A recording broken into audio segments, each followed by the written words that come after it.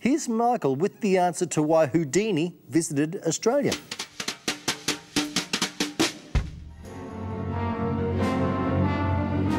In the early 1900s, dangling from buildings and extricating himself from straitjackets was all in a day's work for the handcuff king. In popular demand, he was constantly touring, and in 1910, Houdini agreed to travel to Australia.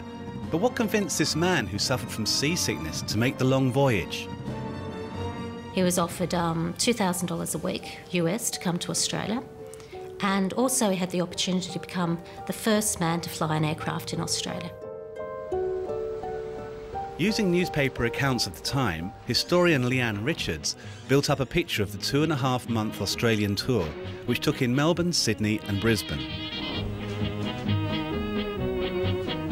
Houdini's tour was very well publicised. They were very well attended performances.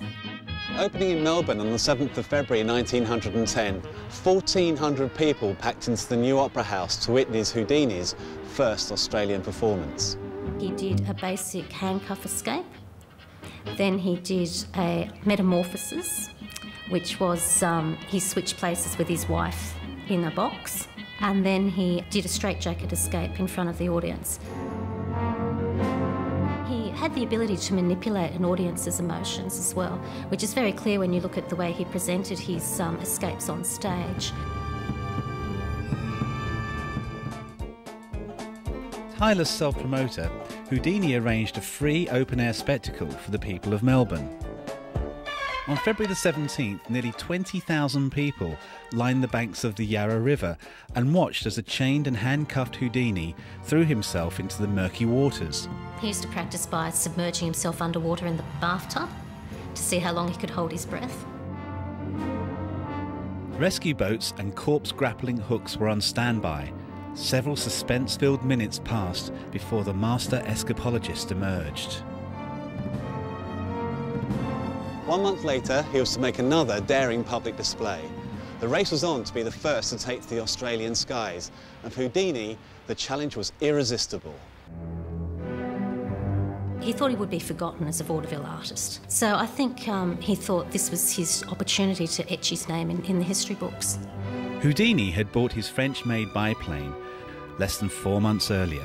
He didn't have a lot of experience. I suppose the fact that it was a recent hobby sort of suggests that he may have just taken it up especially for the Australian tour.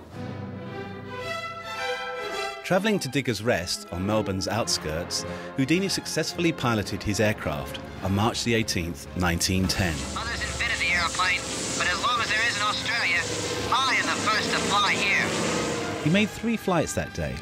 On his 3rd attempt, witnesses recorded a 3.5-minute flight, followed by a smooth landing. Now, there's a lot of controversy about whether Houdini did make the first powered flight. There was a flight in Sydney in 1909, and the day before Houdini's flight, there was apparently a flight by a man called Fred Kustance in South Australia.